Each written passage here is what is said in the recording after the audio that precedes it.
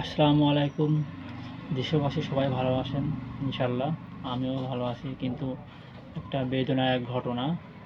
২ বছরের শিশু সাজিদ এখনো উদ্ধার হয়নি। ৫০ ফুট নিচে গর্ত করে সুড়ঙ্গ করে চেষ্টা চালাচ্ছে। তারা যেন এখনো উদ্ধার করার জন্য চেষ্টা চালাচ্ছে ফায়ার সার্ভিস। আবার শুনছি ফায়ার সার্ভিসের মহাপরিচালকও সেখানে গিয়েছে ঘটনাস্থলে দেখছেন। তারাও চেষ্টা চালাচ্ছে ছেলেটা জীবিত উদ্ধার করার জন্য। এখনও শোনা যাচ্ছে যে নিচে থেকে তার কণ্ঠ যে মা, মা বলে চিৎকার করছে। আসলে বগুড়ার এই ২ বছরের শিশুটা আল্লাহ যেন তার সুস্থ সবলভাবে মায়ের কাছে যেন আবার ফিরে আসতে পারে সেই তৌফিক দান করো। আল্লাহ তুমি রহমত করো আল্লাহ। তুমি মানুষ মাসুম বাচ্চাটা আল্লাহ ফিরিয়ে দিও। হে আল্লাহ, তুমি দয়ালু আল্লাহ, তুমি সবকিছুর মালিক। তুমি ছাড়া পৃথিবীতে কেউ নেই।